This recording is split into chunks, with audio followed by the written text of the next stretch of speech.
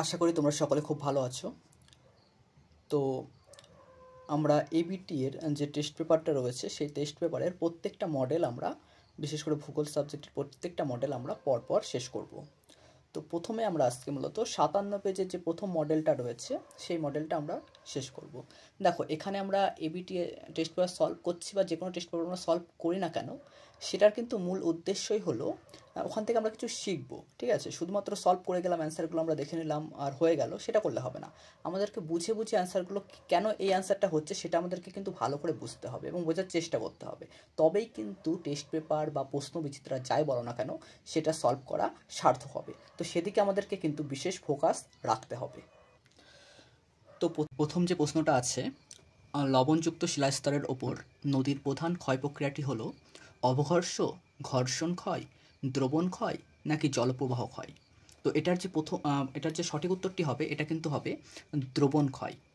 Next যে কোশ্চেনটা সেটা হলো পৃথিবীর অ্যালবেডোর পরিমাণ। পৃথিবীর অ্যালবেডোর পরিমাণ কত? দেখো, পৃথিবীর অ্যালবেডোর বলতে যেটা আমরা বুঝছি মূলত সেটা হলো সূর্য থেকে মোট 100% শক্তি আসে বা তাপ আসে পৃথিবীতে। এবার সেই তাপের মধ্য থেকে কিছু পরিমাণ তাপ কী করে, বায়ুমণ্ডল বা ভূপৃষ্ঠকে উত্তপ্ত করতে পারে না, না করে সেটা সরাসরি মহাশূন্যে ফিরে যায়। তো এটার নাম হলো অ্যালবেডো। অন্যদিকে বাকি যে তাপটা থাকছে সেই তাপটা কী করে, বায়ুমণ্ডল এবং ভূপৃষ্ঠকে প্রত্যক্ষ বা পরোক্ষভাবে উত্তপ্ত করে। তো এটাকে বলা হয় কার্যকরী সৌরবিকিরণ। তো এখানে আমাদের চেয়েছে অ্যালবেডোর পরিমাণ। তো পৃথিবীতে অ্যালবেডোর পরিমাণ হবে 34% এবং বাকি যেটা থাকছে 66%, সেই 66% কিন্তু কার্যকরী সৌরবিকিরণ। ওকে, নেক্সট কোশ্চেন, ক্যানিয়ন আয়াকৃতির হওয়ার প্রধান কারণ। দেখো, ক্যানিয়ন আয়াকৃতির হওয়ার প্রধান কারণ কী চেয়েছে এখানে, বলছে নদীর পার্শ্বক্ষয়, নদীর খাড়া ঢাল, নদীর নিম্নক্ষয় না কোনোটিই নয়। তো এটা তো সিম্পল আনসার আমরা করে দিতে পারি, কিন্তু দেখো কেন হচ্ছে। দেখো, আমি যদি ক্যানিয়ন একটা আঁকি, ক্যানিয়ন মানে কি, যেটা আয়াকৃতি বিশিষ্ট হয় সেটা ক্যানিয়ন বলা হয় এরকম। তো দেখো এখানে যে অপশানগুলো দিয়েছে, যে প্রথমটা নদীর পার্শ্বক্ষয়, দেখো নদীর পার্শ্বক্ষয় মানে এর নদী ধরি, তাহলে নদীর দুই পাশে যদি ক্ষয় বেশি করে তাহলে কিন্তু সেটা ভি আকৃতি বিশিষ্ট হয়ে যেতে পারে, তাহলে সেটা হবে না। নদীর খাড়া ঢাল, নদী যদি খাড়া ঢাল হয়, মানে নদীর খাড়া ঢাল মানে কি, নদী ওপর থেকে নিচের দিকে অনেক গতিতে জল পড়বে, অর্থাৎ ঢালটা অনেক বেশি খাড়া হবে এবং এরকম লম্বা হবে। তো সেটা হলেও কিন্তু দেখো, যদি এখানে শক্ত খুব কঠিন শিলা হয় তাহলে কিন্তু সেক্ষেত্রে ক্ষয়টা সেভাবে না করে মানে অসম ক্ষয় করতে পারে, তার ফলে কিন্তু সেটা আয়াকৃতি বিশিষ্ট নাও হতে পারে। কিন্তু নদীটা যদি বেশি পরিমাণ নিম্ন ক্ষয় করে, অর্থাৎ নদীর ক্ষয়টা যদি বেশি পরিমাণ নিম্নমুখী হয়, তাহলে কিন্তু সেখানে এই আয়াকৃতির যে ক্যানিয়ন সেটা কিন্তু সৃষ্টি হওয়ার সম্ভাবনা আছে। তার মানে কি, এখানে প্রধান যে কারণটা কিন্তু এখানে স্পেশালভাবে হবে সেটা কিন্তু নদীর নিম্ন ক্ষয়, এটা কিন্তু হয়ে যাবে অ্যান্সার। ওকে, নেক্সট কি বলছে, সম্পৃক্ত বায়ু যে বিষয়ের সাথে যুক্ত তা হলো। 1 নম্বর, বায়ুতে জলীয় বাষ্পের সর্বোচ্চ অবস্থান, মানে কোনো একটা বায়ু রয়েছে, সেই বায়ুতে যদি জলীয় বাষ্প সবচেয়ে বেশি পরিমাণে থাকে তাহলে কি সেটা সম্পৃক্ত বায়ু বলা যায় সেটাকে? নাকি 2 নম্বর বলছে নির্দিষ্ট উষ্ণতায় বায়ুর সর্বোচ্চ জলীয় বাষ্প ধারণ করবে, অর্থাৎ বায়ুর একটা উষ্ণতা নির্দিষ্ট হচ্ছে, ধরলাম বায়ুর উষ্ণতা 15 ডিগ্রি সেলসিয়াস, সেই 15 ডিগ্রি সেলসিয়াস তাপমাত্রায় যদি জলীয় বাষ্পটা সে সবচেয়ে বেশি ধরে রাখতে পারে, সবচেয়ে বেশি ধারণ করতে পারে, তাহলে সেটাকে কি সম্পৃক্ত বায়ু বলা যাবে? নাকি উষ্ণতা বৃদ্ধিতে জলীয় বাষ্প ধারণ ক্ষমতা বৃদ্ধি, উষ্ণতা বৃদ্ধি পাবে আর জলীয় বাষ্প ধারণ ক্ষমতা তার সাথে বৃদ্ধি পাবে, এটার সাথে কি সম্পৃক্ত সম্পর্ক রয়েছে? নাকি উষ্ণতা হ্রাসে জলীয় বাষ্প ধারণ ক্ষমতা হ্রাস, নাকি এটার সাথে সম্পর্ক রয়েছে যে উষ্ণতা হ্রাস পেলো সেই সাথে জলীয় বাষ্প হ্রাস পাবে? দেখো, এগুলো দেখো সবগুলোই কিন্তু পুরো ঠিক, কিন্তু এখানে যে বিষয়টা খুব গুরুত্বপূর্ণ সেটা কি, সম্পৃক্ত বায়ুটা কি অ্যাকচুয়ালি। দেখো, সম্পৃক্ত বায়ু কি, সম্পৃক্ত বায়ু কাকে বলে অ্যাকচুয়ালি, যখন নির্দিষ্ট উষ্ণতায় নির্দিষ্ট পরিমাণ বায়ুতে কী হয়, সব থেকে বেশি যে পরিমাণ জলীয় বাষ্প সেই বায়ুটা মানে ধারণ করতে পারে, তার বেশি হয়ে গেলে কিন্তু সে পারবে না। ধরো যদি কেউ 10টা মিষ্টি সে খেতে পারে সর্বোচ্চ, তার বেশি সে খেতে পারে না, এবং সে 10টা মিষ্টি খেয়ে নেয়, তাহলে কিন্তু বলা যাবে সে সম্পৃক্ত হয়ে গেছে, তার আর কিছু খাওয়ার নেই, খেতে পারবে না সে মিষ্টি। ঠিক সেরকম যদি কোনো একটা বায়ুর একটা নির্দিষ্ট উষ্ণতায় জলীয় বাষ্প ধারণ ক্ষমতা থাকে 100%, এবং সেই 100% যদি জলীয় বাষ্প সে ধারণ করতে পারে, তাহলে কিন্তু সেটাকে আমরা বলবো কি বায়ু, সম্পৃক্ত বায়ু। তো এক্ষেত্রে যেটা সঠিক উত্তর হবে যে নির্দিষ্ট উষ্ণতায় বায়ুর সর্বোচ্চ, এখানে নির্দিষ্ট উষ্ণতায় বায়ুর সর্বোচ্চ জলীয় বাষ্প ধারণ ক্ষমতা, এটা কিন্তু হবে রাইট অ্যান্সার। ওকে, নেক্সট দেখো কি বলছে, একটি অগ্নি সঞ্চারক বজ্রপথের নাম। এটা সবাই জানো আমরা, অগ্নি সঞ্চারক মানে কি, অগ্নি মানে আগুন যার দ্বারা সঞ্চারিত হয়, তো এখানে এটা বুঝিয়েছে। তো এটার অ্যান্সার হবে কিন্তু মিথাইল, এটা হবে স্পেশাল এখানে রাইট অ্যান্সার। ওকে, নেক্সট, পশ্চিমঘাট পর্বতমালার সর্বোচ্চ শৃঙ্গের নাম কি? দেখো, আনাইমুদি, এটা সঠিক উত্তর হবে আনাইমুদি। তাছাড়া পরের তিনটে দেখি কী আছে এখানে। আনাইমুদি কি, আনাইমালাই পর্বতের সর্বোচ্চ শৃঙ্গ হলো আনাইমুদি। যদি বলা যায় যে দক্ষিণ ভারতের সর্বোচ্চ শৃঙ্গের নাম কি, তবে সেটার অ্যান্সারও কিন্তু হবে আনাইমুদি। দেখো, স্যাডল পিক, দেখো উত্তর আন্দামানের সর্বোচ্চ শৃঙ্গের নাম হলো স্যাডল পিক। জাস্কার, ওই লাদাখের নিচে আছে একটা জাস্কার, একটা পর্বতশ্রেণী আছে, সেটা তোমরা দেখেছো ম্যাপ পয়েন্টিং করার সময়। এবং নকরেক বলতে যেটা সেটা হলো মূলত খুব সম্ভবত নকরেক হলো আমাদের গাঢ় পাহাড়ের সর্বোচ্চ শৃঙ্গকে আমরা নকরেক বলে থাকি। তো এটা সঠিক উত্তর কিন্তু হবে আনাইমুদি। তো এগুলো আমরা জেনে নিলাম। নেক্সট, পৃথিবীর সর্বাধিক উষ্ণতা ও সর্বাধিক বৃষ্টিপাত দেখা যায়, মানে সবচেয়ে বেশি উষ্ণতা কোন জলবায়ুতে হয়, আর সবচেয়ে বৃষ্টিপাতও বেশি কোন জলবায়ুতে হয়। তো এটার সঠিক উত্তর দাও কী হবে, নিরক্ষীয় জলবায়ু, মৌসুমী জলবায়ু, ভূমধ্যসাগরী না উষ্ণমরু? তাহলে এটার সঠিক উত্তর কিন্তু হবে নিরক্ষীয় জলবায়ু। তা অন্য জলবায়ু একটা করে বৈশিষ্ট্য দিয়ে কী আছে? তা মৌসুমী জলবায়ুর প্রধান বৈশিষ্ট্য ঋতু পরিবর্তন দেখতে পাওয়া যায় এই জলবায়ুতে, প্রধান বৈশিষ্ট্য। আমাদের এখানে কিন্তু মৌসুমী জলবায়ু দেখতে পাওয়া যায়। ওকে, নেক্সট, ভূমধ্যসাগরী জলবায়ুর কী বৈশিষ্ট্য? স্পেশাল বৈশিষ্ট্য কিন্তু এটা, যে শীতকালে কিন্তু ভূমধ্যসাগরী জলবায়ুতে বৃষ্টিপাত হতে দেখা যায়। এবং উষ্ণমরু জলবায়ুর কী বৈশিষ্ট্য রয়েছে? দেখো, উষ্ণমরু জলবায়ুর স্পেশাল একটা বৈশিষ্ট্য যে এই জায়গায় বা এই জলবায়ুতে দিন আর রাতের উষ্ণতার প্রসার কিন্তু খুব বেশি। অর্থাৎ দিনের বেলা উষ্ণতা দেখা গেলো চলে গেল 45-50 ডিগ্রি সেলসিয়াস, আর রাতের বেলায় -20-25 ডিগ্রি সেলসিয়াস। তার মানে এখানে একটা উষ্ণতার দৈনিক উষ্ণতার একটা ব্যাপক ডিফারেন্স দেখা যাচ্ছে এটাতে। তো এই 4টি জলবায়ুর আমরা বৈশিষ্ট্য পেলাম, একটা করে প্রধান বৈশিষ্ট্য। তো এগুলো আসতেই পারে পরীক্ষায়। তো এগুলো আমাদের শুধুমাত্র টেস্ট পেপার সলভ করছি মানে এই নয় যে ওই অ্যান্সারগুলো করে গেলে আমার হয়ে গেল। প্রত্যেকটা বুঝে বুঝে আমাদেরকে অ্যান্সার করতে হবে এবং তার সাথে রিলেটেড করে কিছু একটা বিষয় পড়ার চেষ্টা করতে হবে। তাহলে কিন্তু আমরা একটা জানতে গিয়ে অনেক কিছু জেনে যাবো একটা সলভ করতে গিয়ে। নেক্সট কোশ্চেন, বিশ্ব পরিবেশ দিবস পালিত হয় 21শে মার্চ, 21শে সেপ্টেম্বর, 5ই জুন না 22শে ডিসেম্বর? তো এর সঠিক উত্তর হবে 5ই জুন। এছাড়া 22শে ডিসেম্বর স্পেশাল একটা তারিখ, ভূগোলের ভাষায় আমরা জানি সকলে যে আসতে চলেছে 22শে ডিসেম্বর, অথবা মকর সংক্রান্তি। অর্থাৎ এই দিনে কিন্তু মকর ক্রান্তি রেখার ওপরে সূর্য পুরোপুরি লম্বভাবে কিরণ দেয়। ওকে, নেক্সট, বিশুদ্ধ কাঁচামাল ভিত্তিক শিল্পটি হলো খাদ্য প্রক্রিয়াকরণ শিল্প, নাকি লৌহ ইস্পাত শিল্প, নাকি বস্ত্রবয়ন শিল্প, নাকি পেট্রোরসায়ন শিল্প? তো দেখো, বিশুদ্ধ কাঁচামাল কাকে বলে? যে শিল্পের পণ্য সূচক বা দ্রব্য সূচকের মান 1 কিংবা 1-এর বেশি হয়। তো দ্রব্য সূচক এবং পণ্য সূচক আমরা কীভাবে বের করি? আমরা সকলে জানি, এটা আমরা পড়ে এসেছি। কীভাবে বের করি? ধরো কোনো একটা জায়গায় শিল্পে আমি কাঁচামাল ব্যবহার করলাম 100 কিলো, এবং সেই 100 কিলো কাঁচামাল থেকে আমি 100 কিলোই, ধরো আমি 100 কিলো তুলো নিয়ে আসলাম, মানে কার্পাস নিয়ে আসলাম, এবং সেই 100 কিলো কার্পাস থেকে আমি 100 কিলো ওজনেরই সুতো পেলাম।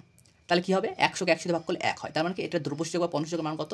মানে যে পরিমাণ কাঁচামাল আমি ব্যবহার করেছি ঠিক সেই পরিমাণে আমি পণ্য পেয়েছি। তাহলে এটার দ্রব্যসূচকের মান কি? 1।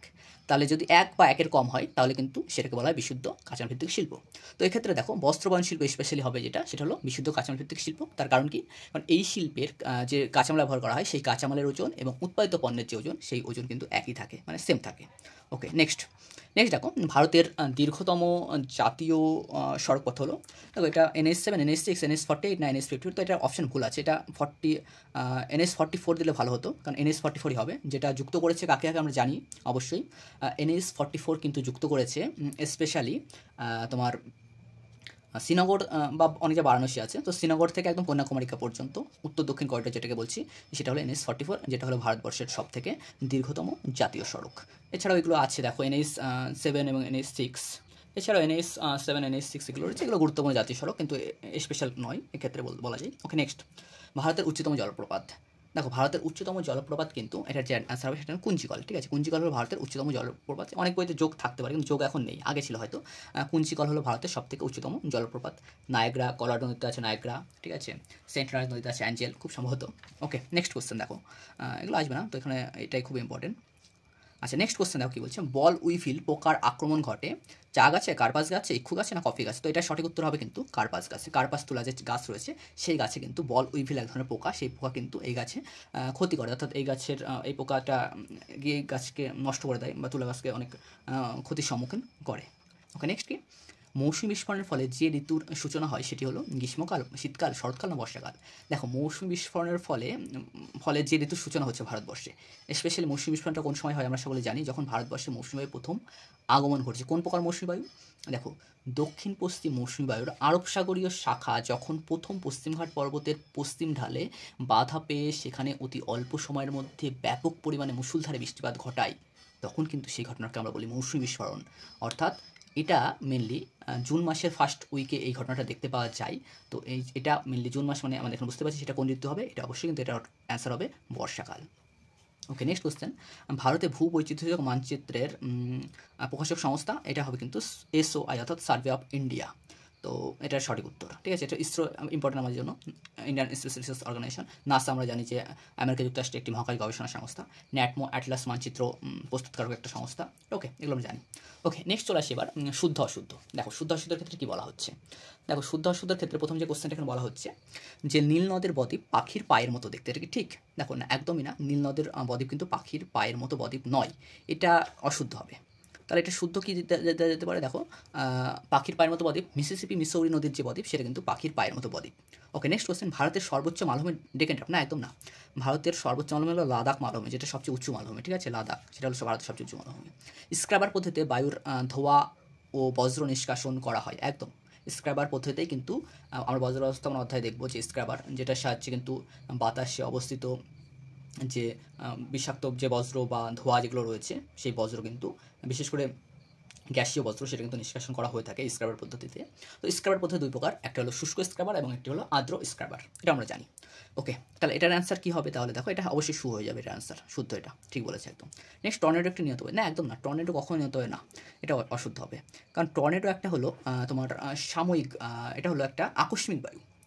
আকস্মিক কারণে এটা হঠাৎ করে আসে এবং হঠাৎ করে চলে যায়, এবং এটা অনেক শক্তিশালী, পৃথিবীর সব থেকে শক্তিশালী যদি কোনো ঘূর্ণিঝড় থাকে তাহলে কিন্তু এটা টর্নেডো, যেটা মূলত আমেরিকা যুক্তরাষ্ট্রে দেখতে পাওয়া যায়, এবং আমেরিকা যুক্তরাষ্ট্রে অর্থাৎ মার্কিন যুক্তরাষ্ট্রে এই টর্নেডো কিন্তু টুইস্টার নামে পরিচিত। ওকে, নেক্সট কোশ্চেন, পিঙ্ক সিটি বলা হয় জয়পুর শহরকে?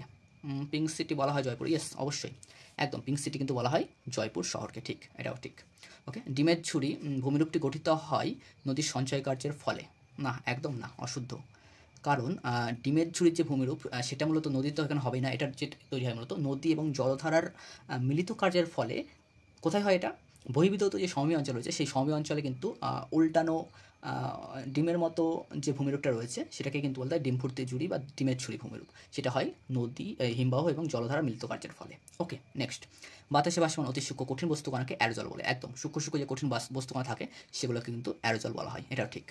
ওকে, তো এগুলো পেলাম। এবার চলে আসি নেক্সট কোশ্চেন, আমরা এবার শুদ্ধ অশুদ্ধ হলো, সরি। এবার আমরা দেখব শূন্যস্থান। দেখো, ভারতের হিমালয় একটি কী পর্বত? দেখো, হিমালয় পর্বত একটা সবাই জানি আমরা, যেটা একটা ভঙ্গিল পর্বত। পর্বত কয় প্রকার? পর্বত সাধারণত 4 প্রকার। কী কী? ভঙ্গিল পর্বত, তারপরে আমাদের স্তূপ পর্বত,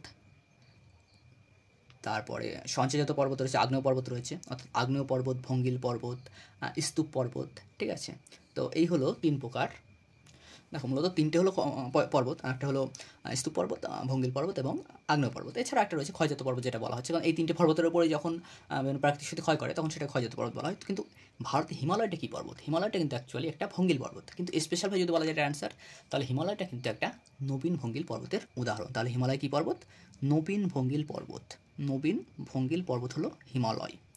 ওকে, নেক্সট কোশ্চেন, ফ্লাই অ্যাশের প্রধান উৎসের নাম? দেখো, ফ্লাই অ্যাশ মূলত যেটা পাওয়া যায়, এটা কিন্তু তাপবিদ্যুৎ কেন্দ্রে পাওয়া যায় ফ্লাই অ্যাশ। তাপবিদ্যুৎ কেন্দ্র থেকে কিন্তু প্রচুর পরিমাণে ফ্লাই অ্যাশ সেখানে পাওয়া যায়, তাপবিদ্যুৎ কেন্দ্রের সঠিক উত্তর হবে। শহর থেকে দূরে নিচু খোলা জায়গায় বজ্রপাত জমা করাকে কি বলা হয়? অবশ্যই এটাকে বলা ল্যান্ডফিল বা ভরাটকরণ, অর্থাৎ শহরতলি থেকে যখন দূরে কোনো জায়গায় বজ্র পদার্থকে ওখানে একটা নিচু জায়গা করে, মানে একটা নিচু গর্ত করে সেখানে যখন বজ্রগুলোকে ফেলে রাখা হয়, সেটাকে ভরে দেওয়া হয় বা সেটাকে বুঝিয়ে দেওয়া হয়, তখন কিন্তু সেটাকে ভরাটকরণ বলা হয়, বা ইংলিশ সেটাকে আমরা ল্যান্ডফিল বলে থাকি। ওকে, নেক্সট কোশ্চেন, ভারতের প্রথম পাতাল রেলপথ চালু হয় কিন্তু আমাদের ক্যাপিটাল, অর্থাৎ আমাদের পশ্চিমবঙ্গের যে রাজধানী শহর কলকাতাতেই কিন্তু প্রথম পাতাল রেল কিন্তু চালু হয়েছিল, সকলে আমরা জানি এটা। ওকে, নেক্সট কোশ্চেন, ITCZ, যার পুরো নাম হলো ইন্টার টপিক্যাল কনভার্জেন্স জোন। তো এটা দেখা যায় কোন অঞ্চলে? এটা কিন্তু দেখা যায় মূলত নিরক্ষীয় জলবায়ু অঞ্চলে কিন্তু দেখতে পাওয়া যায় কি ITCZ, এটা অ্যান্সার হবে নিরক্ষীয় অঞ্চল।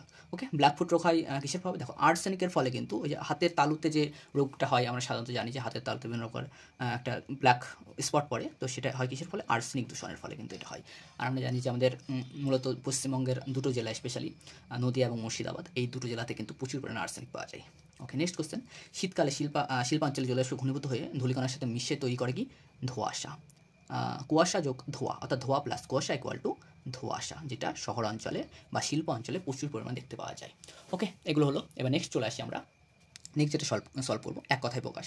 এখানে 8টা আছে, 6টা করতে হয়, তো আমরা সবগুলো করবো এখানে। দেখো, প্রথম কোশ্চেন কি? ভারতের বৃহত্তম নদীটির নাম কি? সবাই জানি আমরা, মাজুলি। মাজুলি হলো ভারতবর্ষের সব থেকে বৃহত্তম নদীদ্বীপ, যেটা রয়েছে কোন নদীতে? এটাও জানি, ব্রহ্মপুত্র নদীতে কিন্তু মাজুলি এই নদীটি দেখতে পাওয়া যায়, অরুণাচল প্রদেশে। অরুণাচল প্রদেশ থেকে ঢুকে যখন অসমে প্রবেশ করে তখন কিন্তু এটা রয়েছে সেই জায়গাটাই। আচ্ছা, ম্যাপে আমরা দেখতে পাবো এটা। নেক্সট কোশ্চেন, বায়ুর সঞ্চয় কার্যের ফলে গঠিত দুটি ভূমিরূপ। দেখো, দুটি ভূমিরূপই আছে মেন সঞ্চয় কার্যের ফলে, অনেক ওর সাব ভাগ আছে, কিন্তু দুটো মেন। কী কী? 1 নম্বর হলো বায়ু সঞ্চয় কার্যের ফলে হয় যেটা, সেটা হলো বালিয়াড়ি। 1 নম্বর যেটা আছে সেটা হলো বালিয়াড়ি। আর 2 নম্বর যে ভূমিরূপটা সৃষ্টি হয় সেটাকে বলা হয় লোয়েস সমভূমি। কী সমভূমি? লোয়েস সমভূমি। এই দুটো ভূমিরূপই কিন্তু মূলত সৃষ্টি হয়ে থাকে বায়ু সঞ্চয় কার্যের ফলে। নেক্সট 2 নম্বর দেখো, শিবালিক এবং অবহিমালয়, শিবালিক এবং অবহিমালয় বা হিমাচল হিমালয়, শিবালিক ও অবহিমালয়ের মাঝে, ঠিক আছে, অবহিমালয়, শিবালিক ও অবহিমালয়ের মাঝে যে উপত্যকাটি রয়েছে, নিচু যে উপত্যকাটি রয়েছে বা নিচু যে অঞ্চলটি রয়েছে, মূলত হিমবাহ দ্বারা ক্ষয়কার্যের ফলে এটা বা নদী দ্বারা এই অঞ্চলে কার্য সৃষ্টি করে কিন্তু এটা সৃষ্টি করেছে, এই অঞ্চলটা সৃষ্টি হয়েছে, ঠিক আছে। মানে এটার আমরা জানি যে এই অঞ্চলটাকে কিন্তু বলা হয় দুন উপত্যকা, অর্থাৎ উপত্যকার মতো আকৃতি বিশিষ্ট হয় এটা। আর শিবালিকার অবহিমুলার মাঝের যে অঞ্চলটা সেটাকে কিন্তু বলা হয় দুন উপত্যকা। নেক্সট কোশ্চেন, ভারতের মহাকাশ গবেষণা সংস্থার নাম কি? আমরা সকলে জানি আমাদের সকলের প্রিয় ISRO, ISRO, ISRO, Indian space research organisation. এই সংস্থা কিন্তু ভারতে মহাকাশ গবেষণা করে থাকে। ইওয়েস্ট কি? ইলেকট্রনিক্স যে বজ্রগুলো রয়েছে, অর্থাৎ টিভি হতে পারে, দেখো টিভি বা ডিভিডির যে ভাঙা অংশগুলো আছে সেগুলোকে সাধারণত কিন্তু ইওয়েস্ট বা ইলেকট্রনিক্স বজ্র বলা হয়। নেক্সট কোশ্চেন, ইওয়েস্ট। ওকে, নেক্সট কোশ্চেন, ভারতের দক্ষিণতম বিন্দুকে কী বলা হয়? ভারতের দক্ষিণতম বিন্দু হলো ইন্দিরা পয়েন্ট, যেটা নিকোবর দ্বীপপুঞ্জে রয়েছে, একদম ভারতের ওটা দক্ষিণতম বিন্দু। কিন্তু যদি কোশ্চেন করে যে ভারতের মূল ভূখণ্ডের দক্ষিণতম বিন্দুর নাম কি? দেখো ভারতের দক্ষিণতম বিন্দু হলো ইন্দিরা পয়েন্ট, কিন্তু মূল ভূখণ্ডে যদি বলে তাহলে কিন্তু সেটার উত্তর হয়ে যাবে কন্যাকুমারিকা। অর্থাৎ মূল ভূখণ্ড যখন বলবে, মানে ভারতের যে মূল ভূখণ্ড যেটা আছে, এই যে মূল ভূখণ্ড, এটার সর্বোচ্চ সঙ্গে এই জায়গা আছে আমাদের কন্যাকুমারিকা। তো এটা কিন্তু এটার সঠিক উত্তর হবে। নেক্সট বলছেন কি? দেখো আমাদের যে প্লায় হ্রদ রয়েছে, অর্থাৎ যেটা মূলত সৃষ্টি হয় বায়ু এবং জলধারার মিলিত কার্যের ফলে, ঠিক আছে। তো সেখানে যে প্লায় হ্রদটা রয়েছে, তো সেই প্লায় হ্রদে কী হয়? প্লায় হ্রদ স্পেশালি সেই প্লায় হ্রদটা আমেরিকা যুক্তরাষ্ট্রের সোনেরান যে অঞ্চলটা রয়েছে, সোনেরান মরু অঞ্চল, তো সেখানে এই প্লায় হ্রদটা কিন্তু যেটা বায়ু এবং জলধারা মিলিত কার্যের ফলে সৃষ্টি হয়, সেখানে কিন্তু ওই যুক্তরাষ্ট্রের সোনেরানে কিন্তু এটা বোলসান নামে পরিচিত। ইউএসএতে এটা দেখা যায়, ইউএসএর সোনেরানে আছে এটা। নেক্সট, সোনালী তন্তু কাকে বলা হয়? আমরা সকলে জানি পাটকে কিন্তু বলা হয় সোনালী তন্তু। ওকে, নেক্সট এবার চলে আসি মেলানো। দেখো এটা খুব সিম্পল। ইউট্রিফিকেশন, এটার সাথে কোনটা মিলবে? ইউট্রিফিকেশনে কিন্তু জলাভূমিতে যেটা দেখা যায় সেটা প্রাণীর মৃত্যু হবে, এর সাহায্যে প্রাণীর মৃত্যু হয় ইউট্রিফিকেশনের ফলে। কারণ জলে অক্সিজেনের সাপ্লাই কমে যায়, তো অক্সিজেনের ঘাটতি দেখা যায়, তার ফলে কিন্তু জলজ প্রাণী স্বাভাবিকভাবেই মারা যাওয়ার সম্ভাবনা থাকে। নেক্সট, নদীর সমপ্রবাহে কী সৃষ্টি হয়? প্লাবনভূমি সৃষ্টি হয়। কালবৈশাখী মার্চ এপ্রিল মাসে হয় ভারতে, আর ডক্টর বলা হয় হারমাটানকে। ব্যাস কমপ্লিট। ওকে, তো ওকে, পরের ক্লাসে আমরা আরও পরের সেটটা নিয়ে আলোচনা করব, নেক্সট যে সেটটা আছে। তো কেমন লাগলো ভিডিওটা অবশ্যই জানাবে। ঠিক আছে, আজকের মতো এখানেই শেষ।